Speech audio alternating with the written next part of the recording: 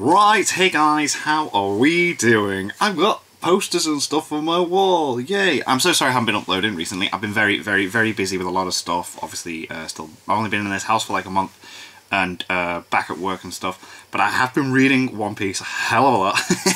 I think I've bought up to volume 71.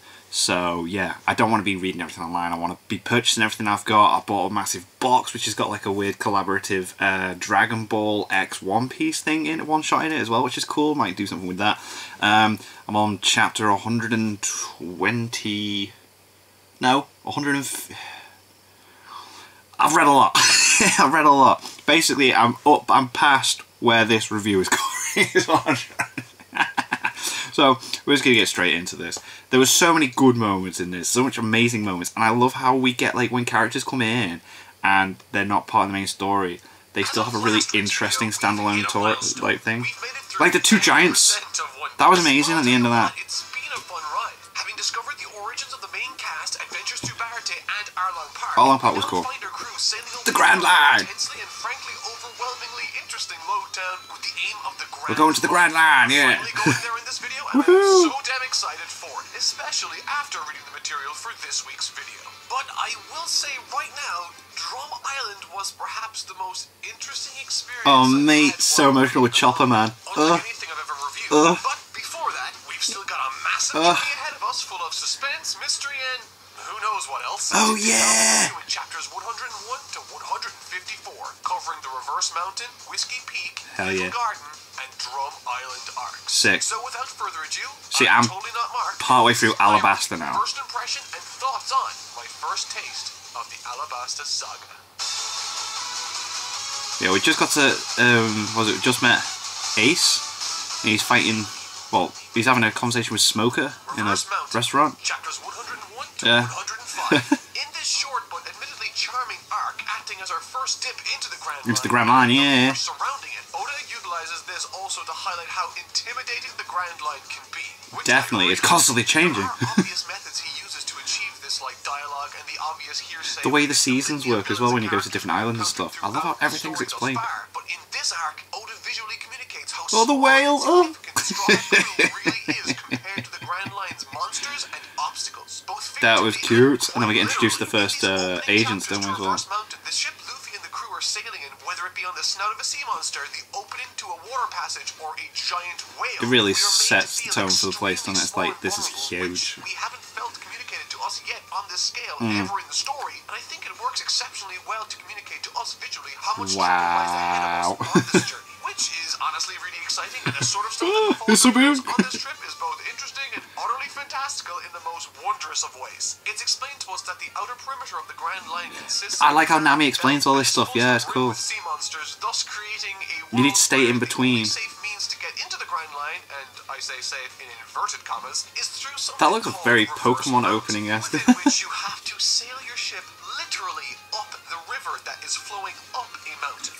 And I love this sort of world building as it employs there's so much interesting stuff. Harry Potter did for me as a kid. It's rooted in the world, adds color and character to the scene, but it makes isn't everything too so much more overly silly to interesting. make me step back and say, I don't buy it. Yeah, you don't think it's too over the top, do you? Because the whole place is built up to be so, like, out there. Oh, the scars on his head. Who got launched on top of the whale moments prior. If this is what it's like to just enter the Grand Line, I can't wait to see what happens when we're there. After sailing headfirst into the mouth of this whale, the crew eventually meet an old man living inside who's been assisting this whale. Yeah, inside the whale. Hasn't he painted the inside of the whale to make it look like, yeah. And it's during this time Luffy manages to find his way into the whale in an attempt to save his friends, only to run into two new characters going by the codenames Mr. Nine and Miss Wednesday, who are inside. There's always a number and a name, isn't it? Like, I remember they have a page that explains the system on that. Reconnect and together find a way out of the whale with the help of the doctor living inside called Crocus. Once this all happens, there's an at first really compelling and exciting but later very tragic story about the present situation after befalling this massive whale and the life he's had. It turns out that this massive whale's name is called Laboon, And he had friends. He had pirate friends. Without him having a tragic backstory. Yeah. Oda's all like, oh, you like this whale? Well, did you know that he's been sad for the last 50 Yeah. years? And eventually it's revealed that this whale is part of a species that isn't native to this part of the ocean and came over to Travelled the with side when them. he was a baby. Yeah. He became very close with a group of pirates, and when the day came for them to leave, they promised the little whale that they would return soon, only to never return. Now, broken Thing is, well, is it? and later I keep physically thinking from that his Luffy's heart, on the the same whale kind of is journey or meeting himself things trying that to get back Roger to his friends, met, essentially having but nothing I'm probably left wrong. for But him don't spoil but anything if any, because obviously I won't. But when faced with But people keep situations like mentioning this, him. Luffy Like, shows as he leaves, the guy's like, isn't that right, Roger? his character. He, like most shonen protagonists, are very emotionally mature and figures out unconventional ways of making a It's so class when he challenges it to a fight. He challenges the whale to a fight Yeah. by attacking, stating Brilliant. that they are now rivals and that he promises to return to settle the score. Absolutely This boss. lifts the whale's spirits and makes him not feel as impossibly sad. Oh, it's so nice. It's a really beautiful touch, and I actually really like this little Oh gesture. yeah, plus The the two whalers, Miss Wednesday and Mr. Nine, are forced to beg Luffy's crew for Yeah, safe so they go with passage him. back home on the Grand Line, as their means of navigation has been lost. For without proper navigation on the Grand Yeah, I Line, can't remember what they're you're called, but a yeah. goner. And that essentially is the real function and ultimate utility of this arc within the greater story, to explain to us, the readers, how navigation works on the Grand Yeah, Line. it's different, because, shock horror, it's much more complicated and dangerous than what we You gotta keep setting it every time you get to an island, haven't you? No more hopping into a barrel hoping for the best as you dive headfirst into a whirlpool. On the Grand Line, your regular compass won't work as there's massive amounts of magnetism at play always. Couple that with the fact that currents and tides are unpredictable, and you have yourself a nightmare navigation situation. Yeah, don't they like they don't pay attention for a minute and then it's like, wait, whoa, we're covered in fog. To this issue, Oda introduces a new mechanic for navigation in the One Piece story known as log poses. That's the Since one, log Grand poses. Line is composed of a litany of small islands. These devices then point towards the Which closest direction are you island going to in next? that chain. In a nutshell, We can get the eternal log poses, can't you, that just go to one closest specific island, and place. once there, you have to wait for the log post to adjust to the island before you can move on to the next one in the chain. This is a really clever way It's for cool. Oda to Yeah, force the gang to to explore travel all different these places. individual Yeah, islands, that's that, yes. proceeding towards the end straight away, while also providing incentive to adventure around these islands as they wait for the log post Yeah, they have to wait for it to. adjust the Yeah, island. that's cool. It's a Yeah, clever very, little mechanic very, that very really valid. serves to push the story into interesting situations. Whiskey Peak, chapter 106 to 114. This was interesting. This is the guy that has the explodey gum gum fruit, where he flicks his snot, isn't it? Whiskey Peak. Mr. Nine and Miss Wednesday bail almost immediately Yeah, once they see the straight island. away. And despite Boy. the inhabitants of that island being at Welcome, first let's get extremely drunk. friendly, serving up enormous amounts of food and drink to the Straw Hat crew, Whiskey Peak later reveals itself to be a town composed entirely of criminals Bad who survive guys. by taking advantage of folks entering the Grand Line. The existence of a town like this on the Grand Line I really enjoyed, as it makes complete sense and once again Definitely. adds another dimension to the world, suggesting that it's had a successful operation in the past and, like everything else in the world Oda's created, has been operating with and without the main cast around, furthering the feeling that this is a big world that operates when on and off of When screen. everyone's passed out except for That they are Zoro. also part of a massive, powerful, and mysterious criminal organization known as the Baroque The Works, Baroque wherein Works. the main members refer to themselves by code name, the theme being days of the calendar for women and numbers for men. The lower the number, supposedly, the more powerful the Yeah. agent. I'm not sure how the dynamic works with women, though, with the head of the organization being an individual that is But both does it- ruthless and intent there's a whole on keeping page their that identity explains secret. it. And we learn all about this on our first night at Whiskey Peak, because once the Straw Hat crew fall asleep, the town wakes up and prepares to apprehend and or kill Luffy and the gang for the bounty on their heads. But- Which, since his defeat of Arlong, has been raised to over 30 million berries. And that's when my favorite part of this arc happens. Zoro. During this sequence, on top of the townspeople, he has to contend with the returning Miss Wednesday and Mr. Nine, as well as the newly introduced agents, Mr. 8 and Miss Monday. And as I've said, this is when my favorite part of the arc takes place, and it's my favorite not just because it's cool, but because the actions Zoro takes here are once again informed by character. Throughout the show, we've seen on a number of occasions Zoro sleeping arriving aboard the ship during what some would describe as inopportune times for the rest of the shipmates. In this scene and sequence, it's revealed that he does so because he only really sleeps when he knows he can trust his surroundings. Right, yeah, so he knows when everyone's alright, he's sound. But if he's like, oh, I'm gonna have to act here. I have a huge poster of Zoro in my living room downstairs that my girlfriend's just like, okay.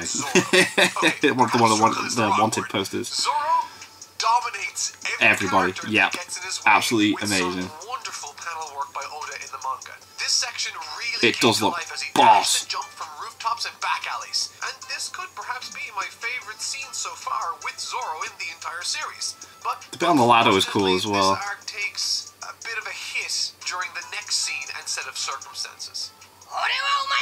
Oh, yeah, this was a bit weird. Luffy's motivation to try and attack and kill Zoro made no sense to me here. And to be honest, I feel like this might be my first divisive or really unpopular opinion in this series. So, right from the I don't think he gets how stupid Luffy is at times when he's talking about him like this.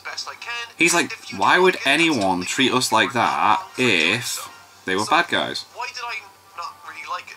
Well, it has nothing really to do with the visuals. There are some really it's drawn so well, triumphant shots of the characters in this back and forth, and I am more than interested to see who between the two would win in a fight. Who would actually win, yeah. Issues here, however, come from what we learned about Luffy during the Arlong arc, and this scene directly flies in the face of what I thought was Luffy's established character. Luffy trusts his crew, his friends, more than anything or anything. I suppose I'll give you that, yeah. Because the whole thing with Nami, yeah. Amount of understanding and leeway, and even when faced with her telling him flat I mean, you could have just used it as an excuse to fight. he was still on her side. In addition to that, Zoro has not once betrayed Luffy's trust. In fact, he has saved him on a number of occasions. Yeah. But in this scene, Luffy just straight up tries to kill Zoro based exclusively on a brief interaction he had with a downed townsperson. This felt much less like typical Oda writing and more like an editor whispering over his ear saying, well, I thought it was kind of cool. It was just like, oh, because they sort of figured it out straight away. And then, you know. But sir, that doesn't make sense. Shh, money. Needless to say, for me, it felt artificial and totally out of character for Luffy. However, thankfully, it technically was inconsequential to the story, which, from a fundamentally narrative standpoint, usually is a mark against the fight itself, as everything in the story should inform the next set of events. But seeing as this was something I thought was totally ill-fitted in the series, I'm more than happily... I kind of liked it. Luffy's done, comes along, start fighting Zoro, and then the fight gets interrupted. They hit someone both at the same time out, which is quite funny, and then Nami comes along, and then like, okay, let's stop. Introductions that force Luffy and Zoro to work together. Miss Valentine, a girl that can change I think sometimes he takes things too seriously with this, like... Well, he is explosive, but yeah, it is explosive as well.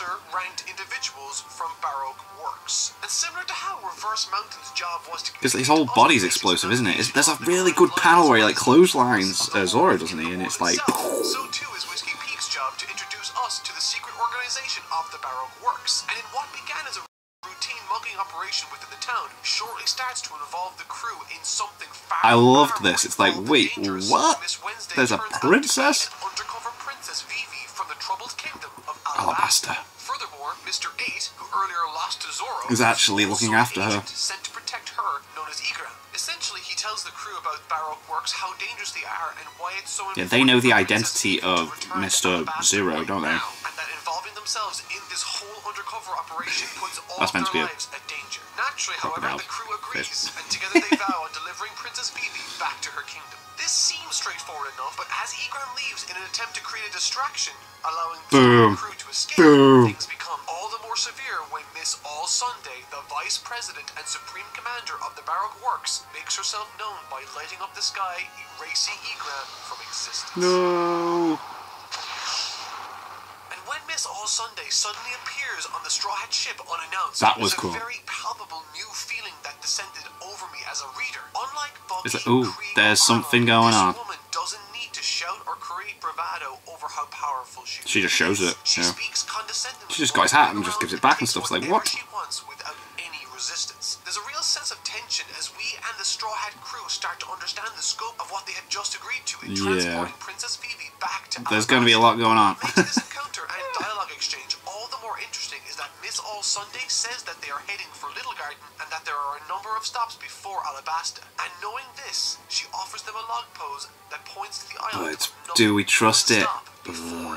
What if it's a trap? For an island, but Luffy, I think, rightfully crushes the offered log pose, declaring that she doesn't decide their course. But it makes you wonder, was she trying to sabotage the crew, or was she trying to get them closer to Alabasta because we'll never know. And she might be entertained by that sight. We'll never know. know. Log poses and island hopping, I really wasn't sure about when I was first introduced to it, but after experiencing it a bit, it offers a lot in the way of surprise and adventure. Due to the nature of the Grand Line, sailing without a log pose is practically a death sentence. Definitely. And if you've got something that's going to take you directly where you need to go, it's like, whoa. And now with Miss All Sunday leaving them to their devices, we ready ourselves for what comes next. Little Garden. Oh, this is so good. This is so good. Little Garden is probably my favorite of them. Yes, the giants were amazing. Possibly detailed jungle backgrounds, some gripping battle sequences, and a phone call conversation that literally had me at the edge. It's like, oh wait, whoa. Little Garden is when things really start kicking off in the Grand Line's narrative, and this mysterious scenery that makes up and the giant story was so cool though when you find out what was going on. And the way, was it Zoro and Sanji's little argument helps one of them remember why they've been fighting for 100 years. That was amazing. Zoro challenge each other to find the biggest beast to slay, leaving Nami and Usopp to take care of the boat. Page after page, scene after scene, we are drip-fed information about this place, its environment, its native inhabitants, and even something far more massive. After learning earlier in the story how navigation through the Grand Line works, I was scared it would create excuses for Oda to deliver unnecessary chunks of story disconnected from the greater plot, in the hopes of exploring the scope of the world when he does it, it's still so intriguing. Not the case yeah. Here. As what transpires while operating in a different, new and exciting area with its own story to tell is still very much part of the same long continuous story being told for One Piece. And this is achieved solely through the Straw Hat crew. Oftentimes in episodic self-contained stories, the heroes tend to arrive in a new area on the most important and exciting day in that history of that place, just out of sheer coincidence, which I really find contrived and But this, it's like they just turn up and things are going on that's been happening for 100 years. The events that cause destruction and conflict in Little Garden are a direct result of the main characters and the people chasing after them being there on that day. In other words, Luffy and the crew are the reason why this story is happening to this place right now. Yeah, they're being followed. Yeah. Like other shows tend to lean on. What's more is that as the plot reveals its hand, Little Garden acts as the vehicle in introducing us to two massive giants who've both been doing battle for the last century. Their names being Dory, no relation to Finding Nemo, and Broggy. Giant warriors who've battled day in and day out, all this time for reasons that was cool when he hit his helmet and he's like, whoa. Subsequent battle resulting in a draw, they both have tremendous amounts of respect for one another. And whenever the volcano goes off, they fight. Yeah. As Elbath. And once Usopp learns this about them, he pretty much falls in love with this philosophy. He loves it, doesn't he? Is in keeping with his character. However, as the splintered groups of the Straw Hat crew befriend each giant, new and old enemies from the criminal organization Baroque Works locate the crew and begin interfering. The returning Mr. 5 and Miss Valentine, and the newly introduced Miss Golden Week and Mr. 3. Mr. 3. Who sports the not-so-subtle yes, so subtle. Essentially, they've been sent by their higher-ups to dispose of Luffy and the others. But while they are there, they also want to claim this still because there's still a bounty on them.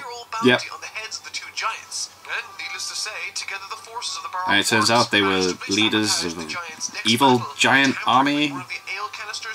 Oh, mate, when that goes off. Massive explosion within one of the giants, mortally wounding him. However, because he's a noble warrior that makes no excuses, when the signal comes for him to battle once again with the other, he does so without hesitation. Yeah, but he initially blames them, and then realizes it's not them, and then traps Luffy underneath the. And this is when things really start to go on within this narrative, as an enraged Usopp and Luffy, who is now trapped, look on in horror before being attacked by the returning Mr. 5 and Miss Valentine. And to make matters worse, while all that is happening, Zoro, who had been hunting for the biggest creature he could find to beat Sanji in his little bet, gets apprehended along with Nami and Princess Vivi by the forces of the Baroque Works. Trapped on this strange wax thing, it's really weird. Who possesses the power of wax, I guess. Yes. Things really are good.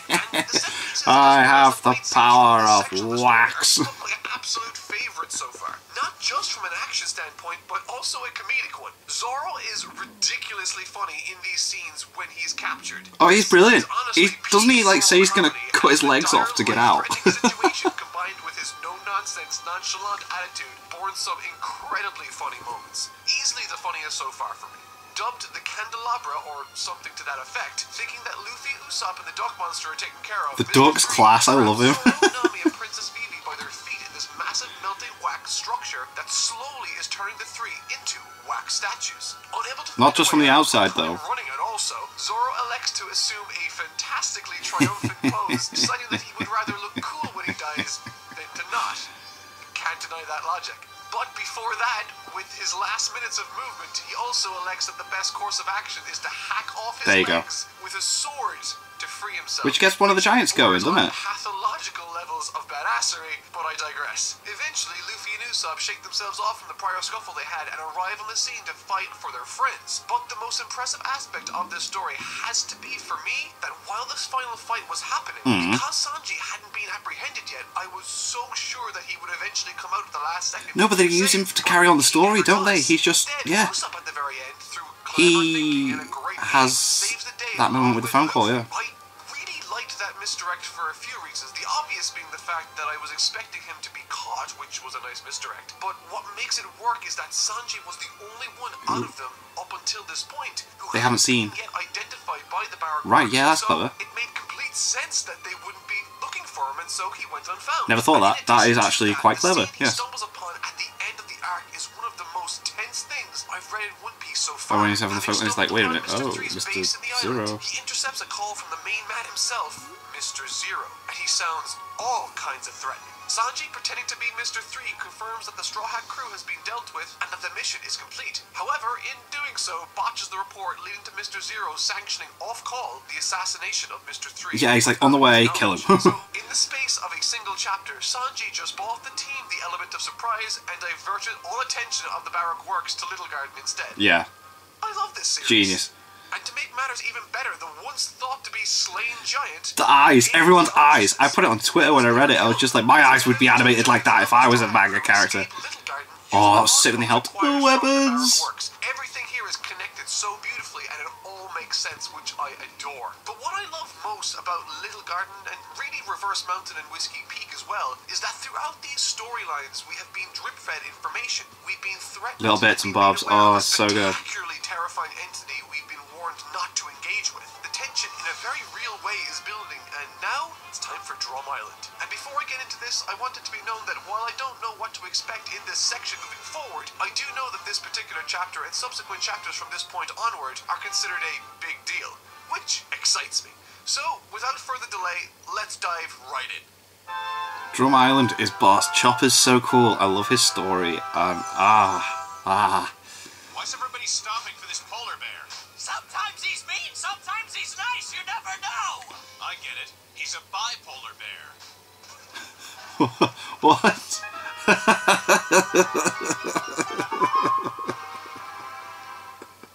Drum Island, chapters 130 to 154. Yay! Drum Island has been for a long time one of the arcs tons of you have been telling me to look forward to, and it honestly wasn't at all what I was expecting. And I don't mean that necessarily in a bad way, but beyond anything else, my experience with Drum Island will go down as one I won't soon forget. Not at all. I was crying my eyes out reading some of these chapters. My girlfriend's just sat there watching stuff on the TV, and I'm just like,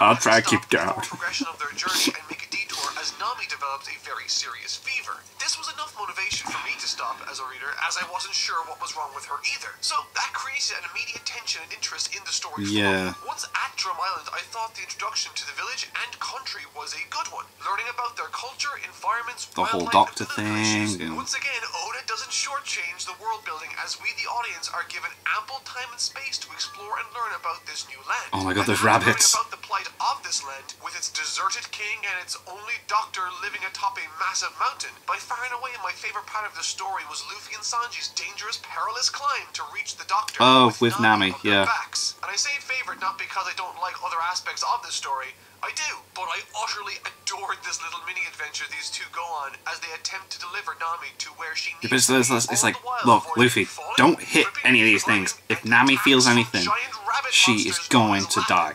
In addition to that, when the only doctor in the land appears in She's a so neighboring cool. town, indicating to us that she isn't even in the Castle, they are yeah, moving oh. towards, it creates a wonderful wonderful sense of tension on top of Oh wow, that looks already dead good tense animated. That's situation class. created by the two climbing up there in the first place. And what's funny is, I remember sitting down as I was reading about Luffy and Sanji riding a tree down an avalanche surrounded by giant snowboarding bunnies and thought, this wasn't at all what I was expecting in Not at the all. best possible of ways. Yeah, it's However, class. as things develop into more trouble, as they often do in this series, the tenacious climb that Luffy goes on with both Sanji and Nami on his back up the mountain unassisted was by far the most Luffy thing I've seen, and when he arrives Definitely. on top before collapsing to the floor, I genuinely shed a tear because he loves his friends that much that he would kill himself to do this. Yeah. And despite being on the verge of collapse, hypothermia, and exhaustion, Luffy says to the person that finds them atop of the peak, my friends, they're my friends. Yeah. He says this after climbing a 15,000-foot mountain.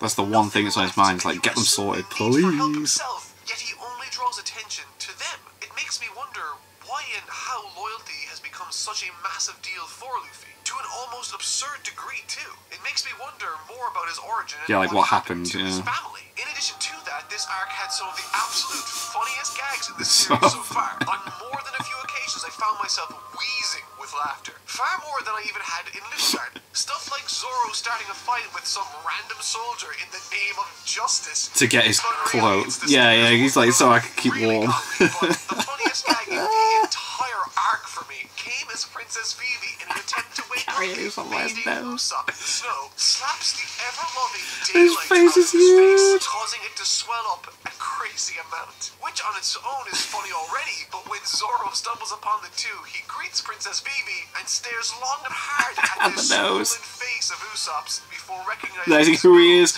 It's the nose that gives it away. I Yeah. love stuff like that. It's just great character interactions. Also Brilliant. worth mentioning, the way this arc ends is both insanely interesting and raises so many damn questions my head hurts. For Gold Roger's name to actually be Gold D. Roger is a friggin' awesome swerve I didn't see coming and makes me wonder what his connection Yeah, 'cause you got to Luffy D. is, seen as they seem to be the only characters with that sort of name. Compounding this, we are greeted by this new character Ace. called Ace that seems to know Luffy And during the Will some of D, conference some years ago. which my girlfriend laughed at when I brought it up. Flashback, we got to see a poster of that guy from Loketown who could Yep, who helped. This Yeah. is such a bizarre, interesting, detailed There's a lot story, and going I have no on. idea what's to come next in Alabasta, but I'm really excited. However, that isn't all I want to discuss with regards to Drum Island, as there are certain aspects I did dislike in it. Oh. See, a large part of what makes shonen as popular as it is the empowerment the reader gets to experience or read about when characters like Goku, Naruto, and Luffy restore balance or justice in the worlds they operate within, Right, okay. also known as beating up the villains. In a lot of ways, this gut punch Goku eventually gives to Frieza is cathartic and makes me feel so damn good. Because Frieza is I've never seen that scene with that music before. There are tons of cool anime and even One What? Piece like Arlong, Don Krieg, Buggy, and even the Baroque works I've just been introduced to. Heck, seeing Luffy deck Arlong that very first time gave me shivers. But in this arc, a large portion of the conflict and tension after Nami recovers depends on this villain character, King Wapol, who really, for all intents and purposes, is the most overly cartoonish and least It interesting did villain seem we've quite seen in childish, One Piece yeah. So far, every scene he's in sort of annoyed me and bored me because of how overly simplistic and how obvious every decision he made was to predict. Unlike Krieg, he has no wants. Unlike Buggy, he has no charisma. Yeah, but and unlike Arlong, we don't have that. I think sort the of focus connection isn't meant to be on him though. If you make him not as interesting as the others, we're more interested in Chopper and Chopper's backstory with the Doctor and that. Chopper's joining the crew. We need to care. Because I do like the little guy's character and story, and while the ending fight scene had some epic and totally boss Luffy. Oh my god, on the manga that looked amazing. Also might be the easiest main villain fight Luffy has fought so far in the entire series. Yep.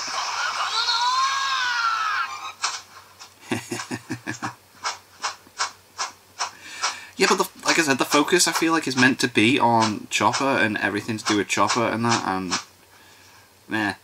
But by far and away, the single most interesting thing to ever come out of this arc for me was a scene that caused me more arguing and confusion than any other scene I've ever had the pleasure of reading. And that scene was Dr. Hitty Luke's flashback sequence showing Chopper's backstory. This was a friggin' roller coaster of discovery for me, and I'm not talking about the narrative. Let me explain. Oh. Upon reading this sequence in the manga, I really, and I mean really, didn't like Dr. Hiruru's character. Which is an issue because, as it turns out, I am supposed to connect with this character and think him to be a good person. But I found him to be a maniac for a multitude of reasons, and while he certainly grew in me more as the flashback continued, I never could really get past that bad taste in my mouth when I saw the character on the page. And so after finishing the arc, I explained my feelings about this story to AJ, and in response, he edited out that very 30-minute flashback scene from the Drum Island movie to show me, stating that he thought I got the wrong impression. And so I watched the animated version, and boy is it different. Oh. In fact, it was so different that I actually ended up really liking the Doctor's character in the movie That's version, weird. and even the anime version on Crunchyroll so much more than I did in the manga. I had no problem. Actually led me to bawling my eyes out at Little Chopper's unfortunate and tragic story. But what was so different about these versions? Well, quite a lot actually. For instance, Like what? this is how the movie version of events plays out. It begins as Dr. Hiruru's running from the police and meets Dr. Kureha, one of the only other doctors in the place, on the bridge. That's how it starts. But did you know that there's a large portion cut from the original that happens before this? For instance, the anime version on Crunchyroll shows a bit more, but again, I still sort of like it. In that version, the flashback opens as soldiers explain to us that by the order of the king, Dr. Hiruruk is to be captured. This immediately paints him as a sympathetic character, as we all know that we hate the king. We then cut to inside a family home where through their own dialogue they explain that the father desperately needs a doctor, but all the doctors in the area are gone. This creates urgency and paints Dr. Hiruruk as a courageous character that is taking his life into his own hands to protect those around him. That's when Dr. Hiruruk shows up and tries to help the family despite being a terrible doctor against the family's wishes. The mother ends up running to report him, and he makes the dad act like a frog. No big deal, and it's sort of funny. He then flees the home, Runs not out through the breaking window, anything, before meeting Dr. Kureha on the bridge like he does where the movie version picks up. Already you notice a substantial difference. I'm pretty sure this happened in the manga, though. Right? Well, that's nothing compared to my experience reading the manga. Bearing in mind that this was my very first exposure to the character and scene, and I am supposed to care and like this character for the flashback to be effective. Alright, here it is.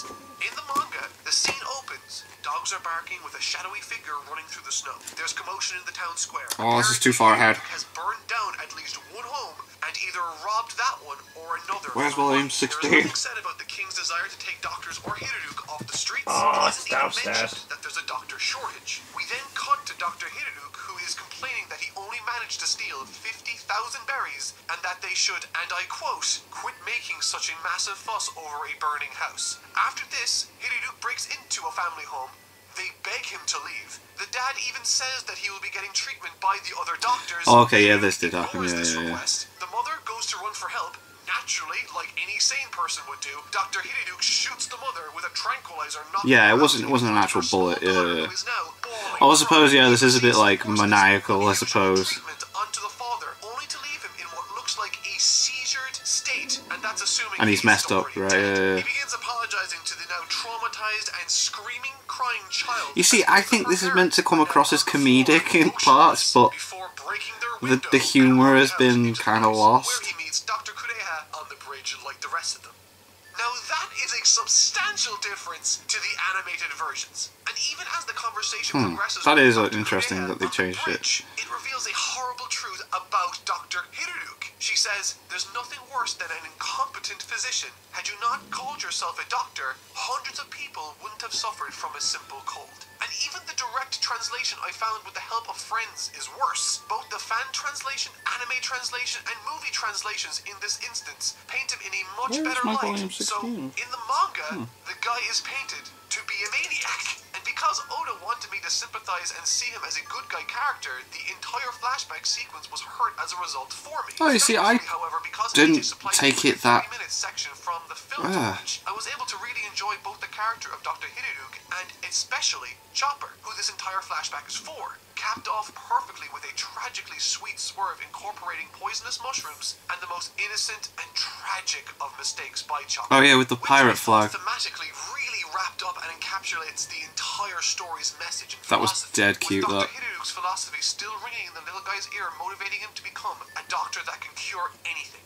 Which is an inspiring thought. In all, I found this whole experience with Drum Island particularly particularly funny, as in the past I've gone back to watch certain scenes to see how they play out in the anime for both my own enjoyment and research. And almost every time I preferred the experience I had in the manga. But this time you enjoyed the anime more. Oh, that's interesting. I had friends to point me to spoiler-free alternatives. Overall, I thought the arcs this week were extremely ambitious, and I'm glad they were. So good. This was our very first outing into the Grand Line, and with it we've been exposed to its crazy navigation problems, its geography. There's a hell of a lot of world building going on. We've been introduced to a massive criminal underworld with its incredibly intimidating leader. We've seen some fantastic fights, learned quite a lot about how important a character introduction is in my experiences with the series, and we've also got a new crewmate in Chopper. I can't wait to see what's to come for this Ace character, and Luffy knows him. And I am chomping at the bit trying to finish this script so that I have an excuse to go and read the Alabasta arc that follows this. This is going to be an incredible adventure, and I can't wait to share it with all of you. As always, I've been Totally Not Mark. Thank you so much for watching, and I'll see you all next week. That was cool. I think with Mark, though, he seems to take some moments, like, really, really seriously. I think some points are meant to come across as comedic, but, like, could maybe seen as not... I don't know, like, Luffy with the Zoro fight, I didn't think anything of it. I was just like, oh, it's Luffy being Luffy.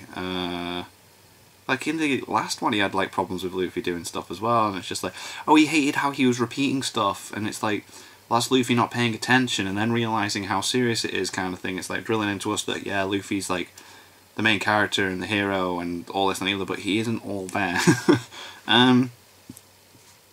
The flashback thing, again, I didn't think anything bad of the Doctor. I thought, again, it's meant to be, like, over-the-top kind of humour kind of stuff, which, again, I suppose if you go into it seriously, you're going to kind of see it differently. So, I don't know, but I'm really, really loving it. I'm absolutely loving One Piece. Like, I'm on volume 19... volume 18 I'm on. Just into the Alabasta arc, and... yeah, I'll just be checking these out. I was going to set like a day every week to be reacting to one of these, but I don't want to be rushing through One Piece. I want to enjoy it at my own pace. So yeah, I apologise for the lack of uploads as well. I promise next week I will try and get that sorted. Got a lot going on still. But there will be a time where I get into it and we'll have regular uploads. And so until then, thank you guys very much for watching. What do you guys think of that? What do you guys think of this? Click like, subscribe if you haven't already, leave comments down below, let me know what I should watch and discuss in future videos, and I'll see you guys, just all you guys, next time.